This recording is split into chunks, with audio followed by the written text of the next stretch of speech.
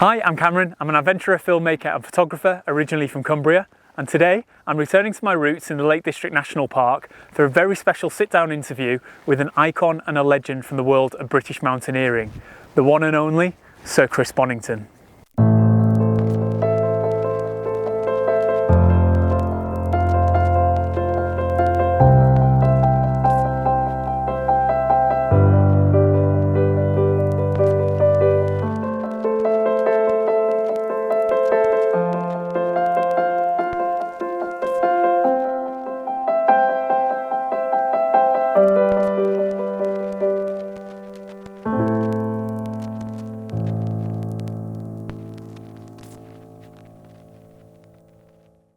Sir Chris Bonington, thank you so much for having the time to sit down and to chat. It's a pleasure and a privilege to be here to interview you in your home, and very appreciative of you having the time. An icon of British adventure and mountaineering. I wonder, reflecting back now, 1934 was the year you were born in London. What are your memories of those early years in a war-torn Britain? Well, I've got very few direct memories, but funnily enough, it's as one is reminded of things. I've got in my iPhone here, I've got amongst me 100 things of notes I have. I have, for instance, one I've got out for today because I thought it was the one I'd need most. I've got, where is it? Homes from birth. And I thought that's to remind me where I was at different times in my life. 1934, born in a maternity home by Whitestone Pond, the highest point in London, which maybe was the start of an interest in the high mountains. And then going right the way through to the various places I went to, the schools I went to, the troubles I got into and everything else. So I find that, my iPhone now is my kind of fortress for memories. And your father was a founding member of the SAS. That's right, yeah. I wonder what sort of an influence that he had in your life in your younger years, and also in the military career that you took. I think in my younger years, certainly, because of course I'd been at that time. My mum, as soon as the war began, she was working. And so that she couldn't kind of look after me the whole time. So she sent me to a little boarding school down on the south coast. And then, of course, with the invasion of France, the entire school was evacuated and moved up to Kirby Lonsdale, which, of course, is just by Kendal, which took me into the north. And that was the first time I'd ever got into the north of England.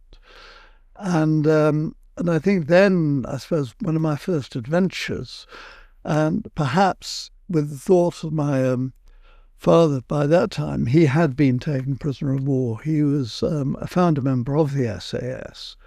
The first operation of the SAS was a disaster, and they were dropped behind the German lines in Africa in a sandstorm, and they were dropped in the wrong place. He was taken prisoner and was then taken back to Germany and spent the rest of the war as a prisoner of war with the Germans. And he had a very, very rough time. They somehow discovered that he was. I am a quarter German, he was half German. And they discovered that. And therefore they put a huge amount of pressure on him to turn him. And he certainly wasn't turned. He made several attempts to escape.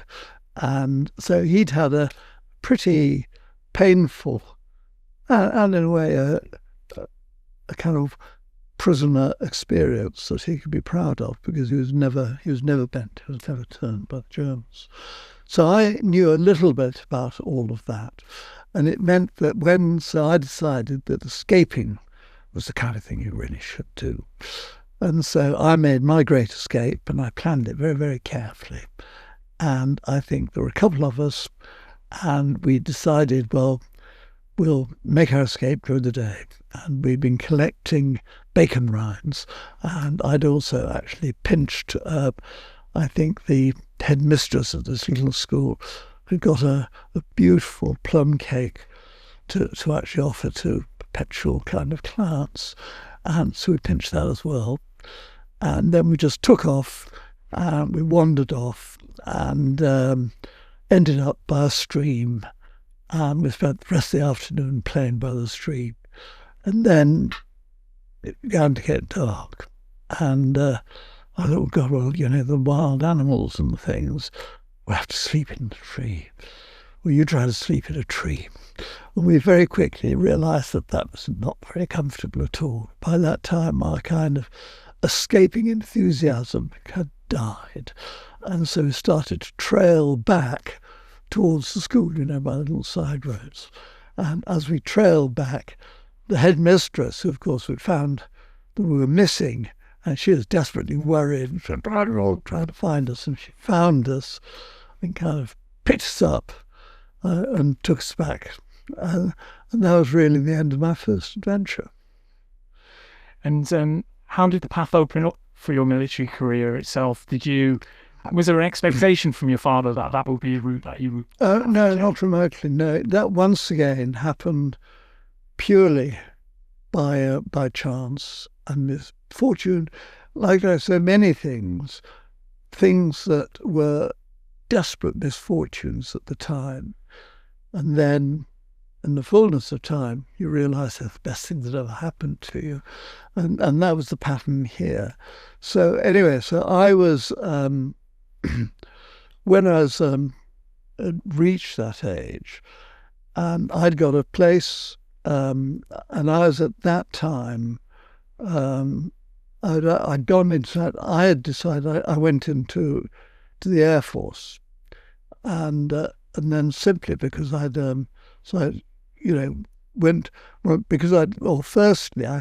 failed to get into straight to university. Most of the people in my school, in my term, were all going to Oxford or Cambridge, and my mum could never have afforded. There's no way I'd have got a scholarship. There's no way she could have put me up there. But if I went to London University, I could do it from home. And so I got a place at University College London. And then, once again, and I remember by the time I was a passionate kind of young climber. And I was actually, my mum there, she's great. She gave me £3 a week. And you could live on £3 a week in those days. And if you were careful, and so I'd hitchhike absolutely everywhere. I'd either camp or bivouac and so on. And so I was doing all of this, and it was when I think I was in Skye at the time, and my mum, I'd give her places where I could pick up mail, and one of them was the youth hostel in Skye. I wasn't actually staying in the youth hostel, I couldn't afford it, but I called in at the youth hostel, and there's a letter, and I opened it and I thought, I wasn't super bright, but I was pretty good. And I thought that there I was, I'd go to University College London, get a degree, then I wasn't quite sure what to do. And to go to University College London, you needed 3 A-levels. And I opened the thing and I found I'd failed one of those A-levels. And those the 3 were English, Latin, and French. I think if it had been, anything but English, I could have taken it. But no, I'd failed in English, which I reckoned I was pretty good at. And that was appalling. There was it. So back. So that ambition had gone. And so I then had about a month or two, and then I was called up.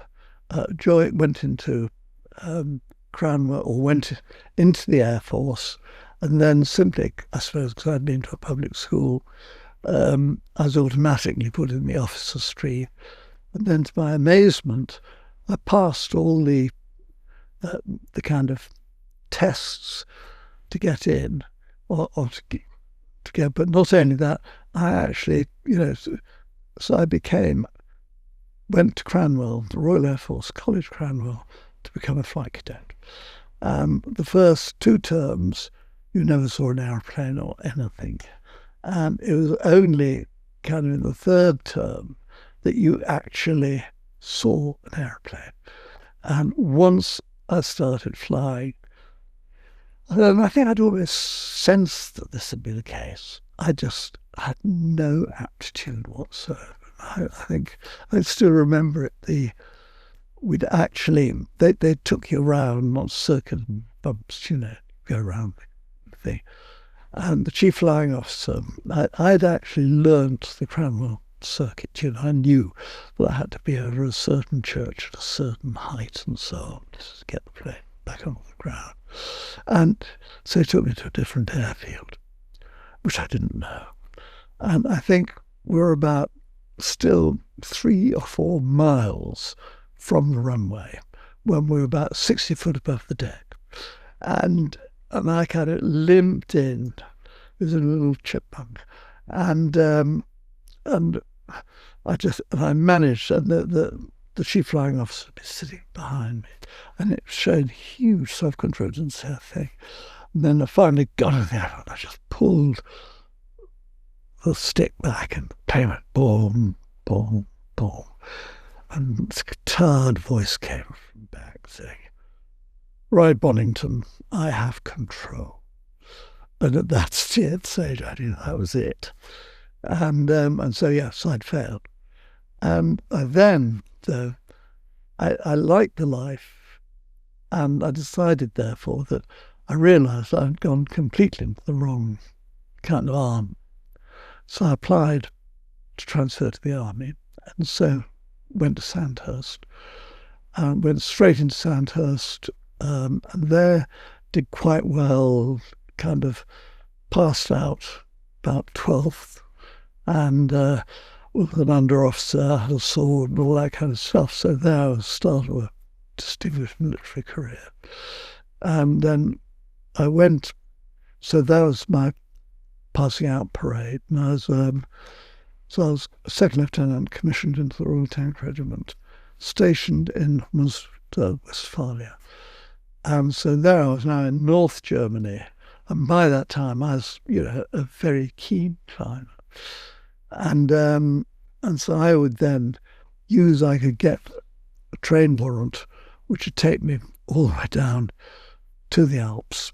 And so I'd go straight down to the Alps and get climbing. And that was when I started doing all my climbing, all the Ogre, etc. And so that's really where it all started. And I wonder at that time in your life who your role models were, perhaps just in life in general, but also maybe in that outdoor alpinism world. I suppose probably, very much Reinhard Messner, who I had met, and but only briefly. But he is probably the greatest kind of adventure climber of all time, no doubt about it at all. So he was very much a role model, and I admired immensely. And next year in 2025 marks 50 years since that British expedition up the southwest face to the summit of Everest. And I just wonder now, when you look back, being so associated with Everest, what Everest has come to mean to you in the years since, both in terms of the mountain itself, but also perhaps maybe the opportunities that association has provided to you. I think the mountain itself, it's a magnificent mountain. And the story of Everest and the history of Everest, and I'd read everything I could about it, was a very, very important kind of token, if you like. And then when I started climbing on it, I was, of course, leading large expeditions. And the thing about a large expedition is that really, as leader of that expedition, you need to really put out of the back of your mind personal ambition to reach the summit of the mountain. Your role is to make the expedition successful. But I still wanted to get to the summit, so I nearly always put myself in, say, the third summit bit. And near every single time, there'd be some crisis going on lower down in the mountain. And so I'd have zoomed down to try to sort out this crisis lower down. And as a result, never got a chance to get to the top until at last, it was in 1985. And I'd got to know the Norwegians very well indeed. And in fact, particularly a Norwegian climber called Arne Næss, who was a multimillionaire, but an incredibly nice man. And we became very close friends. And so that my friendship with him meant that when he got permission for Everest, and he just invited me to come and join him, but also because he knew I organised all his logistics and everything, which I did. But the important thing was that because I wasn't leader of the expedition, he was the leader, it meant that I had much greater freedom. And that meant that I was basically in the bid for the summit, and for the first time I actually stood on the summit of Everest. And it was extraordinary because, if you like, I'd been to Everest so many times, been involved in it. All we'd done, it was no big deal. We'd just climbed the ordinary route up Everest. At least even in 1985, there's still, it hadn't become a kind of a climbing fairground. And so that, we had the mountain to ourselves, this, that and the other. And I got to the top. The first summit bid had failed. They'd been turned back for some reason.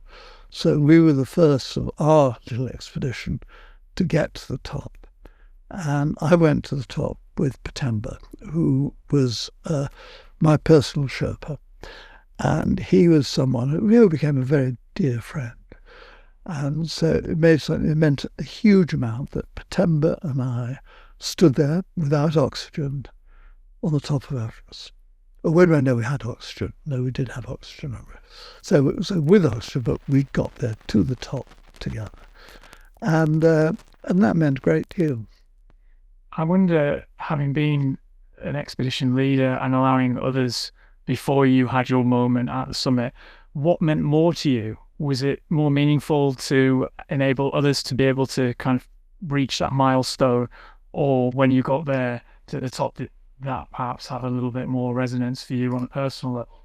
I hadn't realised, because I've been to Everest about 4 times before, of course, leading these big expeditions, so that I didn't realise how much it was going to mean to me to actually get there myself. And yet it did. And I remember I actually broke down in tears. And I couldn't help thinking of all the close friends who actually lost their lives on Everest. People like Mick Burt and Peter Boardman, Joe Tasker, and so on. These close friends who'd lost their lives. And so getting to the top was a mixture of joy and, to a degree, sadness. My father has a friend who's actually Doug Scott's bank manager. Oh, yeah. And we met at Kendal. I told you a little story. Yes, you did, yeah. He used to get phone calls the night before an expedition to say, I need X amount of thousands of pounds to go to Nepal or wherever it might be. That doesn't surprise me at all. And it doesn't quite work like that. But one of the photographs that he actually has in his house is one of your images of Doug Scott and Clive Rowland descending down the Ogre when Doug Scott had broken both of his legs. How do you handle a situation like that in the moment when things go wrong? And what would your top tips be for handling a crisis in the mountains? Well, I think how I handled it then, and I think, and how I think you need to handle these kind of crises, is that you are, by that time I was a seasoned, if you like, adventure climber. I've been through a heck of a lot of narrow scrapes, a heck of a lot of falls. I mean, my longest fall ever was, it wasn't a vertical fall, but it was over 1,000 feet down a very, very steep snow slope. And very early on, if you go down the key thing is don't get your crampons catching in the snow, because if it does, you start tumbling. And I did, and I had a bloody rucksack on my back.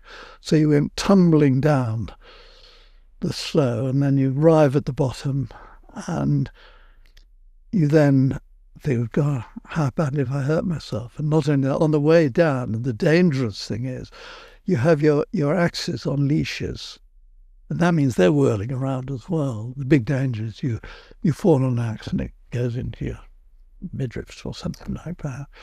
I was lucky; it one caught the top of my eye here, and so there's blood and you bleed a lot. So I was covered in blood as well.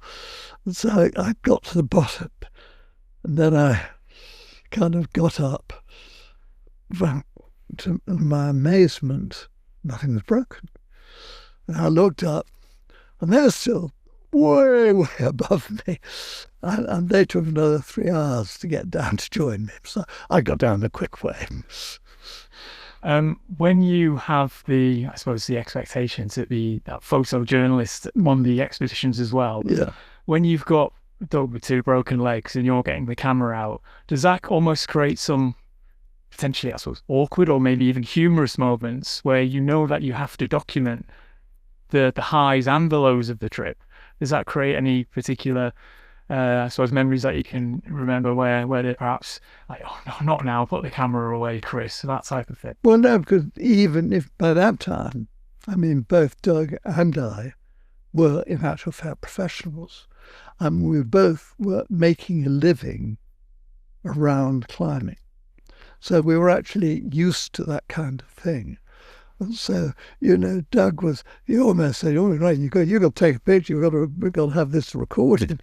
So, no, we're both completely happy about that recording of the kind of that action. I wonder if are there some images that you've captured that really stand out to you now that you reflect back on and think, I'm really proud of that particular image? I'm not sure. I'd have to go through the images. There's probably too many to... There's a lot of them. If you like, after we finish this, we'll quickly look at my collection of images. It's about 3,000. I know you mentioned just off camera before we sat down that you would take 3 cameras. So I'd have 3 cameras around my neck. And I showed you the cameras. They're all well and truly battered. They were well-used cameras, which they had to be, when you think of it, in the climbing situations. And I only wish that I'd actually kind of kept a record of where those cameras had been, but I haven't. And so it's a matter really of trying to work out, and I'm going to try to do that, work out just where those cameras had been and which ones what they'd recorded. They must have some fascinating stories of their own, I'm sure. They would. If only they could talk. Absolutely. In 1995, you travelled to Greenland to climb Cathedral Mountain. Yeah. And then sometime after having completed that achievement, you realised that actually there was a higher peak and you needed to go back to be able to complete the mission, which I believe was called Unfinished Business. Yeah. With that in mind, I wonder what kind of a pressure did you feel both internally to complete a challenge versus the external pressures that perhaps came from various potential media outlets and peers, brands, sponsors, people that helped fund expeditions? What was that balance like between the internal and external pressures? Well, I think the important thing when you're making a living, if you like, out of the game you love playing, is to actually get your priorities absolutely clear in your mind. And the important thing every single time is the quality of the individual experience.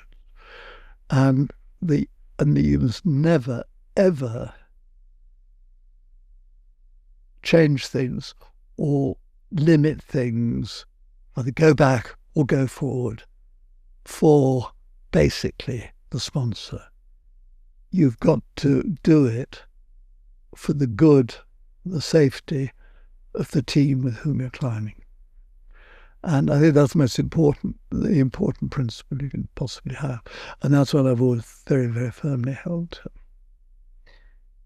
And when things perhaps don't go quite to plan, I wonder what are some of your favourite memories from maybe the unscripted adventures, when maybe things haven't quite worked out in the way that you initially envisaged, but might have opened up maybe some other opportunities and trips and adventures that you maybe didn't plan for? Well, it's not so much that. I think, no, it's a good question.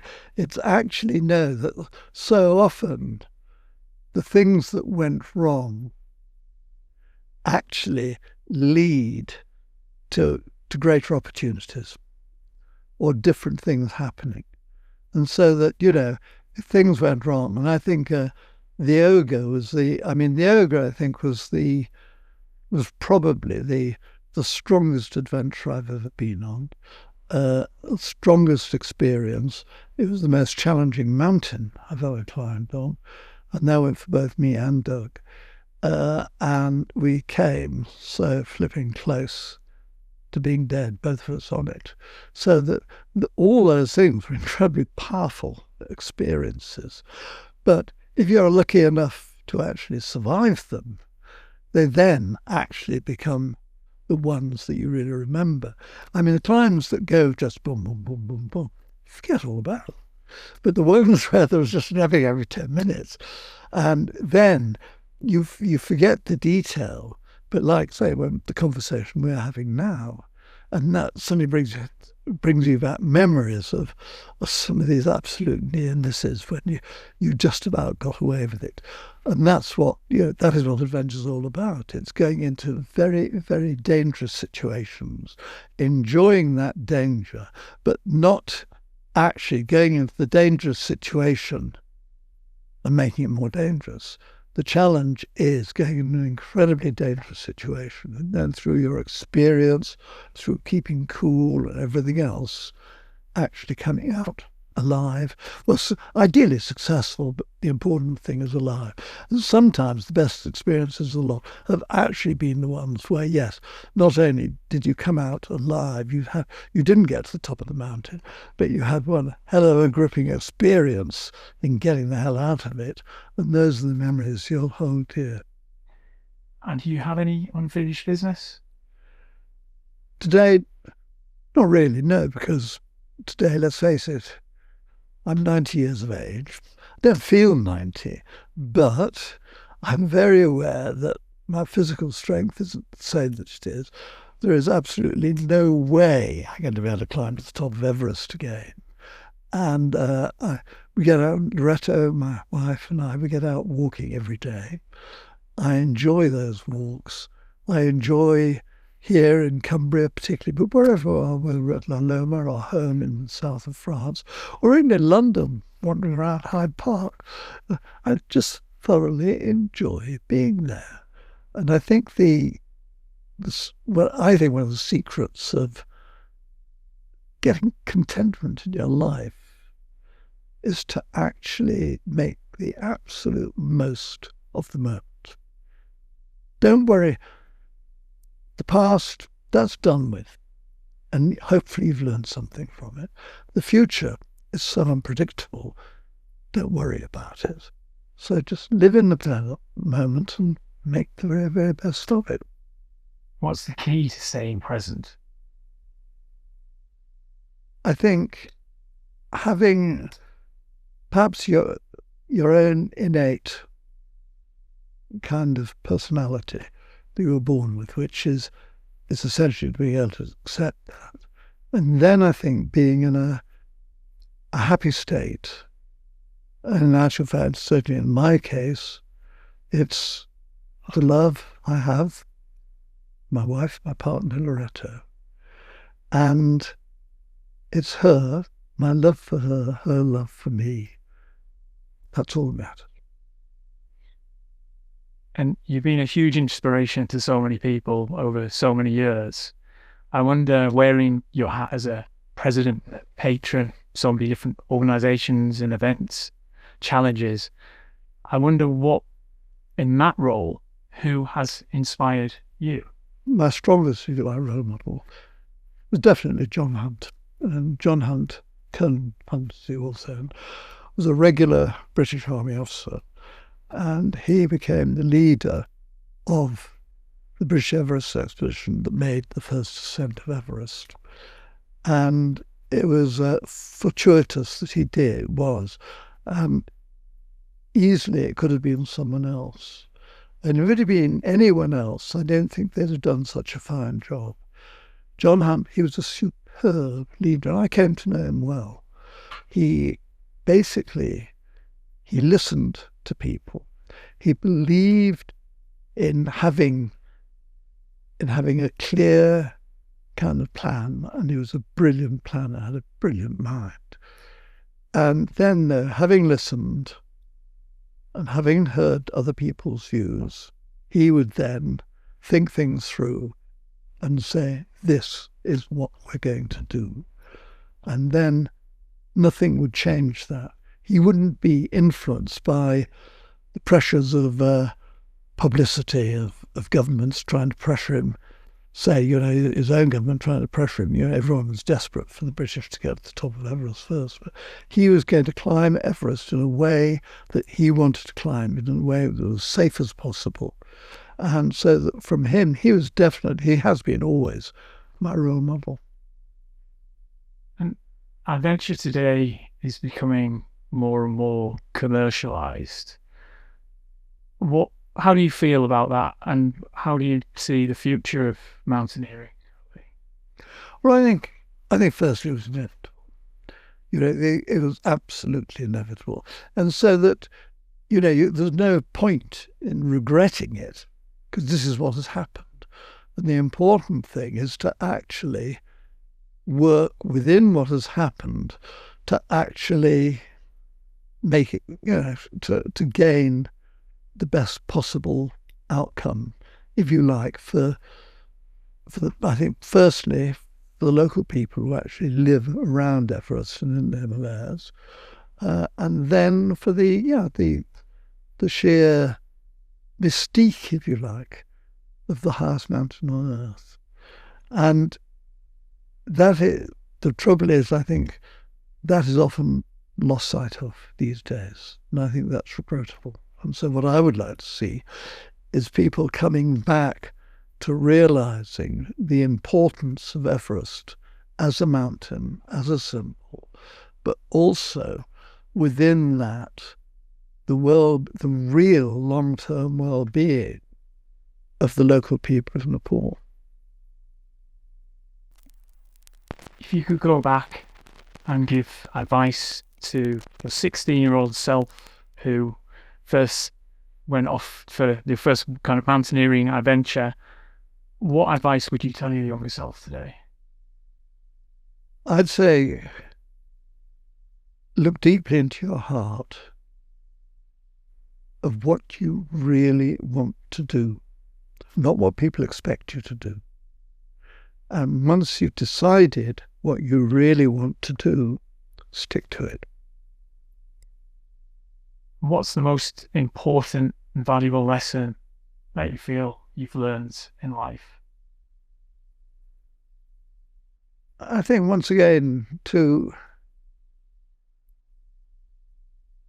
live in the present, to be as good as you can to the people around you. Sir Chris Bonington, thank you so much for your time. It's been a pleasure. Great. Well thought out interview. Well done.